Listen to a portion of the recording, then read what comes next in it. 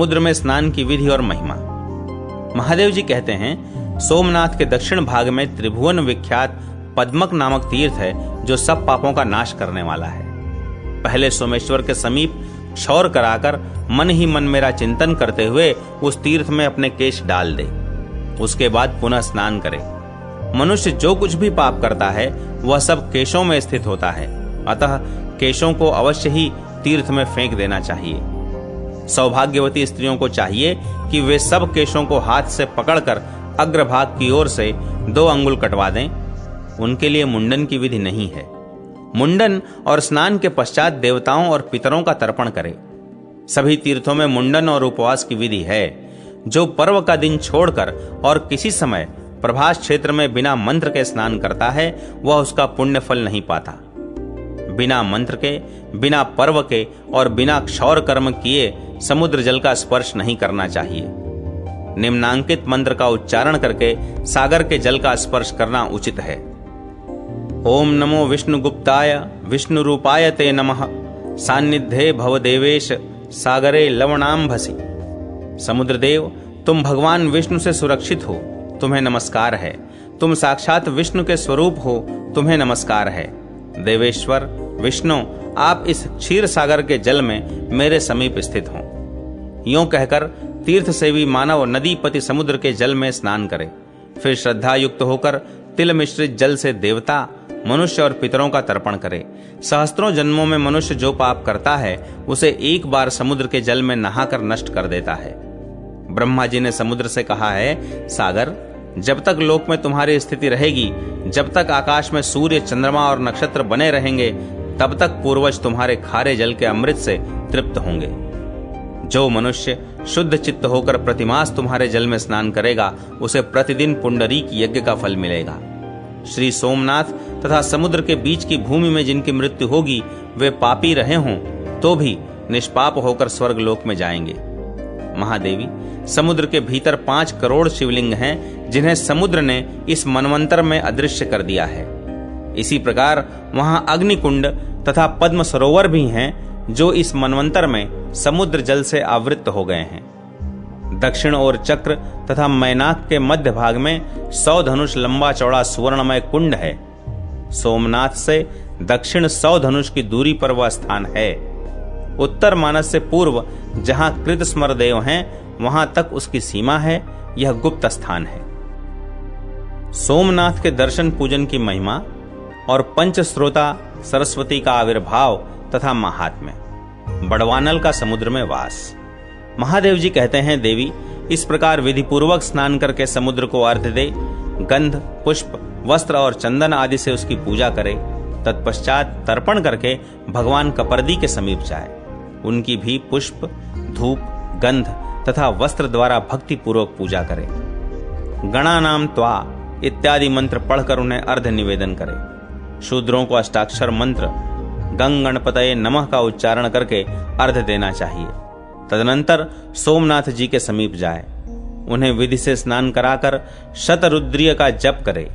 रुद्र पंचांगों का तथा अन्यान्य रुद्र संहिताओं का भी जप करना चाहिए। दूध, दही, घी, मधु तथा इक्षुरस से सोमेश्वर को नहलाकर उनके अंगों में कुमकुम का लेप करे। उसमें कपूर, खस और कस्तूरी को भी मिलाए रखना चाहिए। इसके बाद सुगंध युक्त चंदन और फूलों से पूजा करे। नाना प्रकार के धूप निवेदन करके उन्हें वस्त्र से आवेष्टित करे। तत्पश्चात उत्तम नैवेद्य अर्पण करे और इच्छानुसार स्तुति करे। साष्टांग प्रणाम करके गीत, वाद्य आदि का आयोजन करे। धर्म कथा सुने और भगवान की परिक्रमा करे। तदनंतर ब्राह्मणों, तपस्वियों, दीनों, अंधों, कंगालों तथा भिक्षुओं को अपनी शक्ति के अनुसार दान दे। उस दिन उपवास करना चाहिए। जिस दिन पहले पहल मनुष्य सोमनाथ का दर्शन करे, उस तिथि को 1 वर्ष तक भक्ति पूर्वक उपवास करे। यूं करके मनुष्य अपने जन्म का फल पा लेता है। पिता और माता के कुल का उद्धार कर देता है। सोमनाथ का दर्शन करने से सब पापों का नाश हो जाता है। अतः 7 जन्मों तक कभी दुख, दारिद्र्य और दुर्भाग्य की प्राप्ति नहीं होती। सोमनाथ के प्रति भक्ति बढ़ती है। पहले दूध से स्नान कराकर फिर जल से स्नान कराना चाहिए। जो मनुष्य मध्याह्न काल में और संध्या के समय सोमेश्वर शिव की आरती का दर्शन करते हैं, वे फिर इस संसार में जन्म नहीं लेते। पार्वती जी ने पूछा, भगवान, प्रभास क्षेत्र में सरस्वती नदी कहां से आई है? महादेव जी ने कहा, देवी सुनो, हरिणी, वज्रिणी, न्यंकु, कपिला तथा सरस्वती, इन 5 स्रोतों से युक्त सरस्वती नदी इस क्षेत्र में प्रवाहित होती है। एक समय देवाधिदेव भगवान विष्णु ने सरस्वती से कहा, कल्याणी, तुम पश्चिम दिशा में क्षार समुद्र के समीप जाओ और बड़वानल को वहीं ले जाकर डाल दो, इससे सब देवता निर्भय हो जाएंगे। तब सरस्वती बोली, मैं स्वतंत्र नहीं हूं, मेरे पिता विद्यमान हैं, मैं उनकी आज्ञाकारिणी पुत्री हूं, ब्रह्मचर्य व्रत का पालन करने वाली कुमारी हूं, पिता की आज्ञा के बिना एक पग भी कहीं नहीं जाऊंगी। तब भगवान विष्णु ने ब्रह्मा जी के समीप जाकर कहा, देवेश्वर, आप देवताओं का यह कार्य सिद्ध कीजिए। उनके यूं कहने पर ब्रह्मा जी अपनी कुमारी कन्या से बोले, देवी, तुम भय से व्याकुल हुए उन सब देवताओं की रक्षा करो। सरस्वती बोली, पिताजी, आपकी आज्ञा से मैं निश्चय ही वहां जाने के लिए उद्यत हूं, परंतु यह भयंकर बड़वानल मेरे शरीर को जला देगा। इसके सिवा इस समय भूतल पर कलयुग आया है, अतः कलयुग के पापाचारी मनुष्य मेरा स्पर्श करेंगे। ब्रह्मा जी ने कहा, बेटी, यदि तुम पापी जनों से भरी हुई इस पृथ्वी का स्पर्श करना नहीं चाहती तो पाताल में स्थित होकर इस बड़वानल को समुद्र में ले जाओ। जब बड़वानल का ताप अधिक हो जाए तब पृथ्वी फोड़कर प्रत्यक्ष हो जाना और पूर्व वाहिनी होकर प्राची सरस्वती के नाम से विख्यात होना। महादेव जी कहते हैं, ब्रह्मा जी का यह आदेश पाकर सरस्वती अपने तेज से संपूर्ण जगत को प्रकाशित करती हुई चली।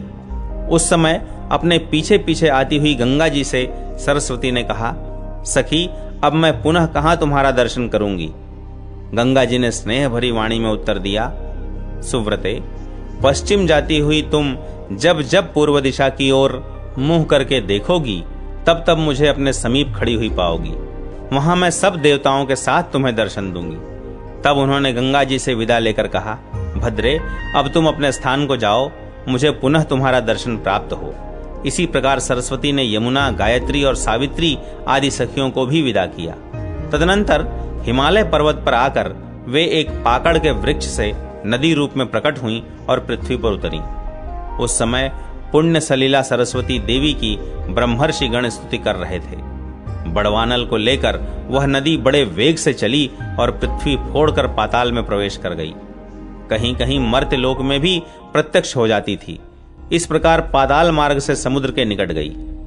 खदिरा मोद नामक वन में पहुंचकर सरस्वती ने समुद्र को देखा और बड़वानल को लेकर उसके समीप जाने का विचार किया। जब वह दक्षिण की ओर मुख करके प्रस्थित हुई, उसी समय वेदों के पारंगत विद्वान 4 महर्षि प्रभास क्षेत्र में आए। उनके नाम इस प्रकार हैं, हिरण्य, वज्र, न्यंकु और कपिल। वे चारों तपस्वी थे। उन्होंने अलग अलग स्नान करने के लिए सरस्वती का आवाहन किया। इतने में ही समुद्र भी सहसा सरस्वती के सम्मुख उपस्थित हुआ। तब सरस्वती ने 5 धाराओं में विभक्त होकर उन सब को संतुष्ट किया। इससे इस पृथ्वी पर उसके 5 नाम विख्यात हुए, हरिणी, वज्रिणी, न्यंकु, कपिला और सरस्वती। यह पंचस्त्रोता सरस्वती अपने भीतर जलपान और स्नान करने से मनुष्यों के 5 महापातकों का नाश करती है। 1 सप्ताह तक वहां उपवास, जप, होम, स्नान और जलपान करने से वह सब पापों का नाश कर देती है। सरस्वती अपने भीतर आचमन और स्नान करने पर मनुष्यों की घोर ब्रह्म हत्या का तथा कपिला मदिरापान रूप महापातक का नाश करती है। न्यंकु नदी में स्नान करके पुरुष चोरी के महापातक से मुक्त हो जाता है। वज्रिणी नदी का जल पीने से गुरु पत्नी गमन रूप महापातक का नाश होता है। हरिणी नदी 7 दिनों तक स्नान करने से संसर्ग जनित महापातक का अपहरण करने वाली है। इस तरह 5 धाराओं में विभक्त सरस्वती नदी सब पातकों का निश्चय ही नाश कर देती है। तदनंतर पुनः बड़वानल को लेकर सरस्वती समुद्र के समीप स्थित हुई। बड़वानल ने उठती हुई तरंगों से युक्त समुद्र को देखकर सरस्वती से पूछा, भद्रे, यह क्या है? क्षार समुद्र मुझसे डरता क्यों है? सरस्वती ने हंसकर कहा, अग्ने, तुमसे कौन भयभीत न होगा? बड़वानल बोला, भद्रे, मैं तुम्हें वर दूंगा, इच्छानुसार वर मांगो। तब सरस्वती ने भगवान विष्णु का स्मरण किया। भगवान ने हृदय में प्रकट होकर उसे दर्शन दिया। सरस्वती ने पूछा, भगवान, बड़वानल मुझे वरदान देता है, बताइए मैं इसे क्या मांगूं? हृदय स्थित भगवान ने कहा, कल्याणी, तुम मुझसे कहो कि वह अपना मुंह सुई के समान बना ले। तब सरस्वती देवी ने उससे कहा, बड़वानल, तुम सुई के समान मुंह बनाकर समुद्र का जल पीते रहो। उसके यूं कहने पर बड़वानल ने सुई के छिद्र के समान अपना मुंह कर लिया। जैसे घटी सूचक पात्र में धीरे धीरे जल प्रवेश करता है, उसी प्रकार वह भी जल पीने लगा। महादेव जी कहते हैं, तदनंतर सरस्वती ने समुद्र को बुलाकर कहा, तुम सब देवताओं के आदि तथा प्राणियों के प्राण हो। भगवान विष्णु की आज्ञा से यहां आकर इस बड़वानल को ग्रहण करो। समुद्र ने कहा, देवी, लाओ, बड़वानल को मुझे दे दो। तब सरस्वती ने बड़वानल से कहा, जैसे अग्निदेव घी की आहुति ग्रहण करते हैं, उसी प्रकार तुम भी जल भक्षण करो। यूं कहकर उसने वह बड़वानल समुद्र को समर्पित कर दिया। इसके बाद सरस्वती पुनः नदी होकर नारदेश्वर के मार्ग से समुद्र में मिल गई। वह स्वरूप से ही परम पवित्र थी, फिर प्रभास क्षेत्र और समुद्र के संपर्क से अत्यंत पुण्यमयी हो गई। महाबली बड़वानल समुद्र में रहकर अपने मुख से उसका जल पीने लगा। उसके उच्छ्वास की वायु से उठा हुआ जल ज्वार के रूप में समुद्र से बाहर तक दौड़ जाता है। इस प्रकार समस्त पातकों का नाश करने वाली सरस्वती ब्रह्मलोक से उत्तम प्रभास क्षेत्र में आई है। समुद्र के समीप सोमनाथ के दक्षिण एवं आग्नेय दिशा में सरस्वती की स्थिति है। पहले अग्नि तीर्थ में स्नान करके मनुष्य विधि पूर्वक सरस्वती का पूजन करे। वहां ब्राह्मण दंपति को भोजन कराकर उन्हें पहनने के लिए वस्त्र दे। उसके बाद कपर्दीश्वर की पूजा करे। पार्वती, इस प्रकार यह सरस्वती नदी के प्रकट होने का वृत्तांत तुमसे कहा गया है। सरस्वती नदी की महिमा तथा वहां स्नान, दान और श्राद्ध का महात्म्य। महादेव जी कहते हैं, प्रभास क्षेत्र में सरस्वती नदी स्वर्गलोक की सीढ़ी के समान स्थित है। प्राची सरस्वती सर्वत्र दुर्लभ हैं, परंतु प्रभास, कुरुक्षेत्र और पुष्कर में उनका दर्शन विशेष दुर्लभ है। अग्नि तीर्थ के समीप सरस्वती बहती हैं। जो पहले उनका पूजन करता है वह तीर्थ के फल का भागी होता है। सागर तीर्थ भी पापों का नाश और पुण्य की वृद्धि करने वाला है। उसके दर्शन से ही महायज्ञ का फल होता है। अग्नि तीर्थ में स्नान करके क्रमशः सरस्वती, कपर्दीश्वर, केदारेश्वर, भीमेश्वर तथा सोमेश्वर देव का विधिपूर्वक पूजन करें। तत्पश्चात नवग्रहेश्वरों और 11 रुद्रों का पूजन करके बाल रूपधारी ब्रह्मा जी की पूजा करें। इस प्रकार शैवी यात्रा बताई गई है। जो मनुष्य भोजन करके या बिना भोजन किए दिन में अथवा रात में चंद्रभागा, गंगा और सरस्वती इन 3 नदियों का जल पीते हैं, वे देवता के समान हैं। जहां प्राची सरस्वती बहती हैं, वहां काल, अग्नि और यमराज का भय नहीं है। जैसे कामदा गौएं हर समय फल देने वाली होती हैं, वैसे ही प्राची सरस्वती भी हैं। जहां चिंतामणि के समान प्राची सरस्वती हैं, वहां स्वर्ग और मोक्ष दोनों सुलभ हैं। 88,000 ऊर्ध्वरेता मुनि जहां संन्यास आश्रम में स्थित हैं, उस सरस्वती से बढ़कर और कौन सा तीर्थ है? पार्वती, प्रभास नामक महाक्षेत्र में सरस्वती के उत्तर तट पर जो अपने शरीर का त्याग करता है, वह फिर इस संसार में जन्म नहीं लेता। जो मनुष्य इस तीर्थ में श्राद्ध करेंगे, वे अपनी 21 पीढ़ियों के साथ स्वर्गलोक में चले जाएंगे। यहाँ कृष्ण पक्ष की चतुर्दशी को सदा ही स्नान की विधि है। यहाँ श्राद्ध करने से पितरों को अक्षय तृप्ति मिलती है। जो यहाँ अधिक अन्न दान करते हैं, वे मोक्ष मार्ग को प्राप्त होते हैं। जो पुरुष ब्राह्मण को यहाँ सुंदर दही देता है, वह गोलोक में जाकर उत्तम भोग भोगता है। जो भक्ति पूर्वक श्रेष्ठ ब्राह्मण को ऊनी चद्दर दान करता है, उसे उत्तम सिद्धि प्राप्त होती है। जो भक्ति पूर्वक इस तीर्थ में स्नान करता है, वह सब पापों से मुक्त हो ब्रह्मलोक में पूजित होता है। कपर्दी की अग्र पूजा का हेतु और महिमा। पार्वती जी ने पूछा, भगवान, आपने जो यह कहा है कि पहले कपर्दी का दर्शन करे, इसका क्या कारण है? क्योंकि वह तो आपका सेवक है। स्वामी के पश्चात ही सेवक का पूजन हो, यह सनातन धर्म है। महादेव जी कहते हैं, प्रभास क्षेत्र में सोमेश्वर देव के रूप में जो लिंग रूपधारी सदाशिव विराजमान हैं, वे इंद्रियातीत पुरुषों द्वारा चिंतन करने योग्य हैं। उनके वाम भाग में वाराह रूपधारी भगवान विष्णु और दक्षिण भाग में प्रजापति ब्रह्मा जी विराजमान हैं। द्वापर की संधि में कलयुग प्राप्त होने पर स्त्री, म्लेच्छ, शूद्र तथा अन्य पापाचारी मनुष्य भी भगवान सोमनाथ का दर्शन करके शीघ्र ही स्वर्ग लोक को चले जाते थे। बालक और वृद्ध सभी उत्तम गति को प्राप्त होते थे। यह देख इंद्र आदि देवता मेरी शरण में आए और हाथ जोड़कर बोले, भगवान, आपके प्रसाद से यह संपूर्ण स्वर्ग मनुष्यों से भर गया है, अतः अब हमारे रहने के लिए कोई दूसरा स्थान दीजिए।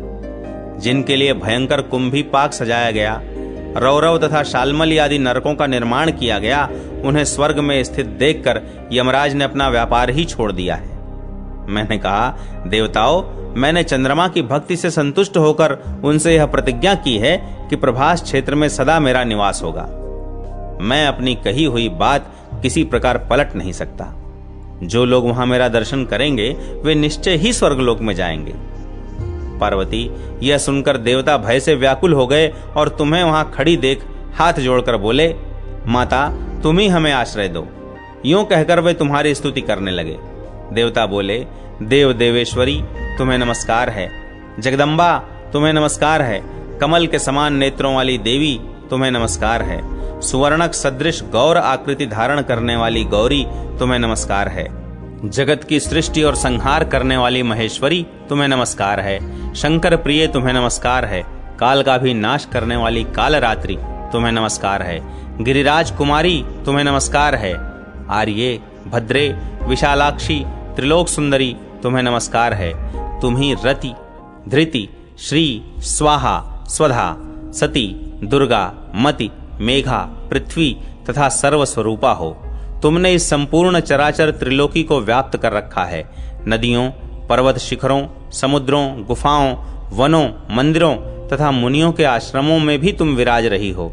देवी, तीनों लोकों में ऐसा कोई स्थान मैं नहीं देखता जहां तुम विद्यमान न हो। विशाल नेत्रों वाली शिवे, हमारी यह प्रार्थना सुनकर महान भय से हमें बचाओ। पार्वती, इंद्र आदि देवताओं के इस प्रकार स्तवन करने पर तुम करुणा के वशीभूत हो हाथ मलने लगी। इससे गजराज के से मुख वाला एक मनोहर कुमार प्रकट हुआ, जिसके 4 भुजाएं थीं। तब तुमने देवताओं से कहा, देवगण, मैंने तुम्हारे हित के लिए इस बालक को उत्पन्न किया है। यह मनुष्यों के समक्ष सब प्रकार के विघ्न उपस्थित करेगा, जिससे मोहग्रस्त होकर वे सोमनाथ का दर्शन नहीं करेंगे और अपने पापों के कारण नरक में जाएंगे। इसके बाद गजानन ने तुमसे विनय पूर्वक पूछा, मां, मुझे आज्ञा दो, मैं तुम्हारी क्या सेवा करूं? तुमने कहा, बेटा, तुम प्रभास क्षेत्र में जाओ, जहां सोमेश्वर लिंग के रूप में महादेव जी सदैव निवास करते हैं। वहां रहकर सोमनाथ की रक्षा करो, जिससे मनुष्यों को उनका दर्शन न होने पाए। तुम्हारे इस आदेश से गजानन वहां गए और सदा वहीं स्थित रहकर मनुष्यों के सम्मुख विघ्न उपस्थित करते हैं। जब किसी मनुष्य को वे सोमनाथ के प्रति आते देखते हैं, तब उसके मार्ग में स्त्री, पुत्र, गृह, क्षेत्र, धन, धान्य आदि का महान मोह लाकर रखते हैं और इस प्रकार उसके सामने बड़ा भारी विघ्न डालते हैं, जिससे वे मानव सोमेश्वर शिव का दर्शन नहीं कर पाते, अथवा गलगंड आदि रोग पैदा कर देते हैं, जिससे पीड़ित होकर मनुष्य सोमेश्वर के दर्शन से वंचित रह जाता है। वे गजानन ही लोक पूजित कपर्दी हैं। अतः सोमेश्वर की प्राप्ति के लिए प्रतिदिन प्रयत्न पूर्वक कपर्दी की पूजा करनी चाहिए। उन प्रभास क्षेत्र के रक्षक गणेश का निम्नांकित स्तोत्र द्वारा स्तवन करना चाहिए। महादेवी, मैं कपर्दी का वह विघ्ननाशक स्तोत्र कहता हूं, सावधान होकर सुनो। ओम विघ्नराज को नमस्कार है, कपर्दी को नमस्कार है। अत्यंत भयंकर दाढ़ वाले प्रभास क्षेत्र निवासी गणेश को नमस्कार है। सोमनाथ की यात्रा के निर्विघ्नता पूर्वक पूर्ण होने के लिए कपर्दी को नमस्कार करके मैं सिद्धि बुद्धि प्रियतम मंगलकारी विघ्नराज की स्तुति करता हूँ। जो महागणपति शूरवीर, किसी से भी पराजित न होने वाले, जय की वृद्धि करने वाले, 1, 2 तथा 4 दांतों वाले, 4 भुजा वाले, त्रिनेत्रधारी, हाथ में त्रिशूल रखने वाले, लाल नेत्रों वाले, वरदायक, अजेय, शंकुकर्ण, प्रचंड, दंडनायक, लौह दंडधारी, मुख से हविष्य ग्रहण करने वाले तथा हविष्य के प्रेमी हैं एवं पूजित न होने पर जो मनुष्यों के सब कार्यों में विघ्न डालते हैं, उन महाभयंकर पार्वती नंदन गणेश को मैं नमस्कार करता हूँ। जिनके गंडस्थल से मद की धारा बहती है, नेत्र भयंकर हैं और मुख हाथी के समान है, जिनकी कांति सदा एक सी रहती है, जो ध्रुव, निश्चल और शांत हैं, उन विनायक को मैं प्रणाम करता हूँ। भगवान, आप सबसे पहले प्रकट हुए हैं। आपने प्राचीन देवताओं के कार्य की सिद्धि के लिए हाथी का रूप धारण करके समस्त दानवों को भयभीत किया और अपने को ऋषियों तथा देवताओं का स्वामी सिद्ध कर दिखाया। इस प्रकार पूर्व काल में देवताओं ने शिवपुत्र गणेश का स्तवन करके अपना कार्य सिद्ध करने के लिए रक्त चंदन मिश्रित जल और लाल फूलों से उनका पूजन किया। जो चतुर्थी को लाल वस्त्र धारण करके एक या दोनों समय पूर्वोक्त रूप से गणेश जी की पूजा करता है और नियम से रहते हुए नियमित भोजन करता है, वह सबको अपने वश में कर लेता है। संपूर्ण तीर्थों और समस्त यज्ञों से जो फल प्राप्त होता है, उसी को गणेश जी की स्तुति करके मनुष्य पा लेता है। उसे कभी विघ्न का भय नहीं होता और वह अपने पूर्व जन्म की बातों का स्मरण करने वाला होता है। जो प्रतिदिन इस स्तोत्र का पाठ करता है, वह 6 महीने में इसका फल पाता है। वर्ष भर में उसे सिद्धि प्राप्त होती है और भगवान सोमनाथ कृपा पूर्वक उसे दर्शन देते हैं।